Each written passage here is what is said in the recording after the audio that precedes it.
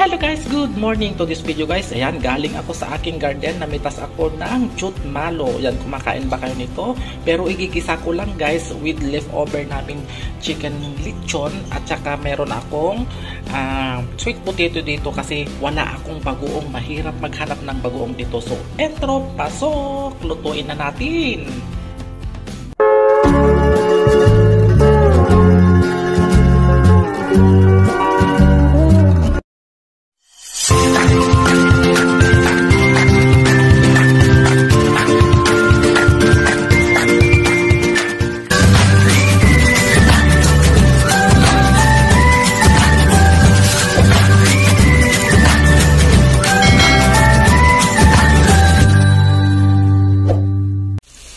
Ayan guys, lutuin na natin guys. Naglagay ako ng isang chili guys. Ito guys ay sweet and hot chili ito. At saka garlic and onion. So ayan. Then next natin guys, lagay natin yung ating chicken. Leftover kung ano yan, lechon. Then next guys, ilalagay natin itong ating sweet potato later. So yan guys, lagay na natin yung ating sweet potato. Lutuin lang natin itong maigi. Potato, then saka natin ilalagay yung ating jute malo. Maglagay tayo guys ng hot water para mas mabilis. Lutuin natin yung sweet potato, then saka natin ilalagay itong ating pinitas natin jute malo. Ayan, maglalagay tayo guys ng pangmalinamnam natin sarap. Maglalagay din tayo guys ng konting oyster sauce, yung ating asin. Then ayan, magdadagdag na lang tayo mamaya guys kung kulang yung lasa.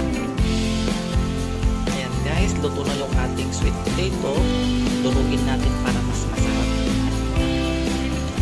Then lalagay na natin yung jute malo. Then mag-add tayo ng konting water. Ayan, so naturog ko na guys yung ating sweet potato. Ayan, sarap. Then ilalagay na natin yung sangkatak.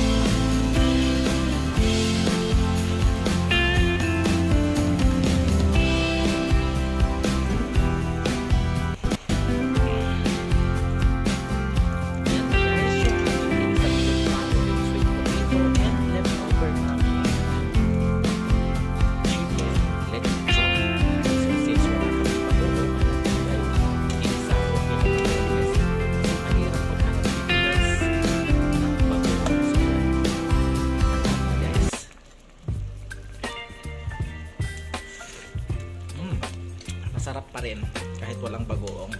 Ginisa nga. Ayan, so nagtataka kayo siguro guys kung bakit napakarami. Ayan,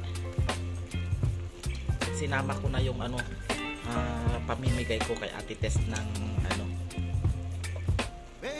kasi nanghihingi siya. Ayan, gusto niya daw niya. So, lutuin lang natin to. Hindi pa luto. Ayan, luto na guys ang ating saluyot inilaw with sweet potato. Ayan, pupunta na ako dyan. At kumanta ka na. Magsandok ka na ng kanin at sangkatak na itong minuto ko na. Ayan, sarap guys. Kakainin namin. Sarap. Ayan, thank you for watching.